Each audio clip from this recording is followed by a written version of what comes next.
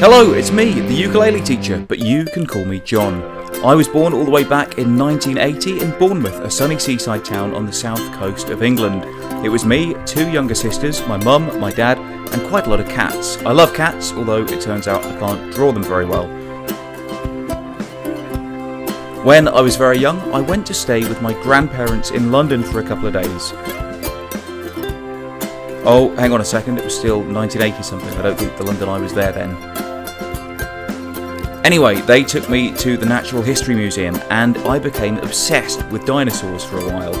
In fact, I went back to the Natural History Museum as a grown-up and that big dinosaur at the front is still there. I was kind of surprised, but I guess it's already 68 million years old, so another 20 years probably isn't that big a deal. Anyway, a few years later my parents took us on holiday to Pontins and we had a great time. Two things on that holiday changed my life. One, they had a live band who played every night and watching them made me really want to learn how to play the electric guitar. And two, one afternoon they had a wrestling show and I became fascinated by this. I'll come back to the wrestling later. So, for my 10th birthday, my parents gave me a small acoustic guitar and I taught myself how to play from a book I bought in W.H. Smith's.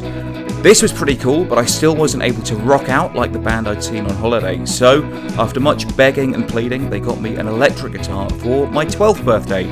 I was finally able to rock and roll and eventually joined a band with some friends at my school.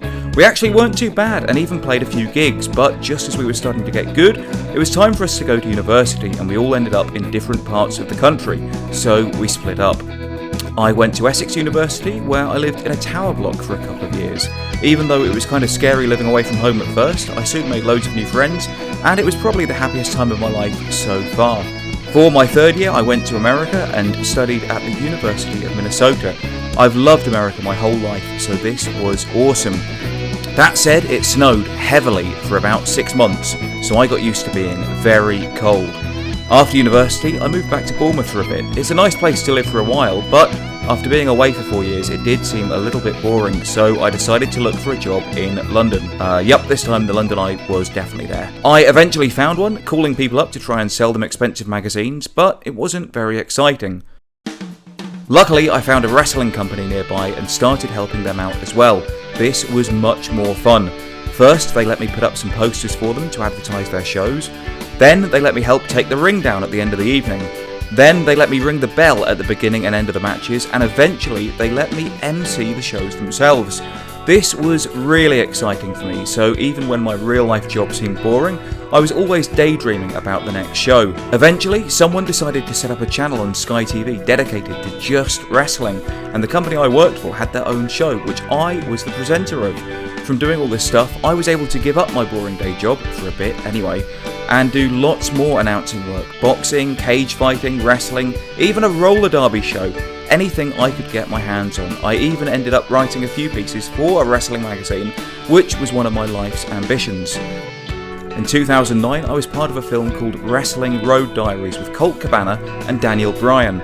I followed them around with a camera for 2 weeks as they drove around America doing shows. This was great fun, and it's pretty good actually, you should check it out.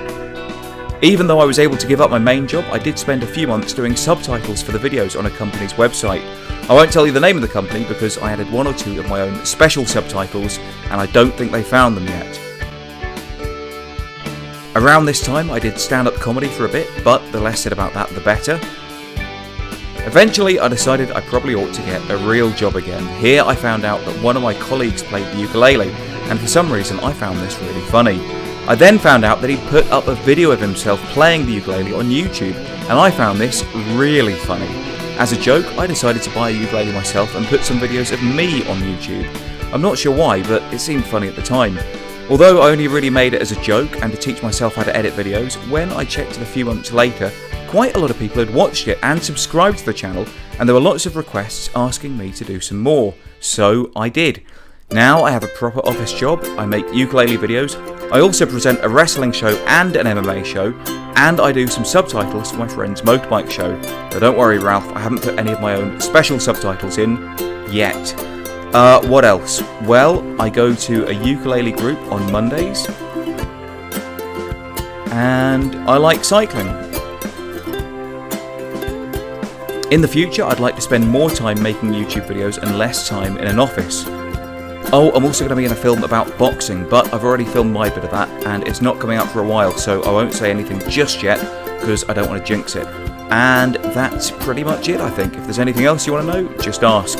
I'll be back again soon with another lesson. Until then, I love you all, and I wish you the best.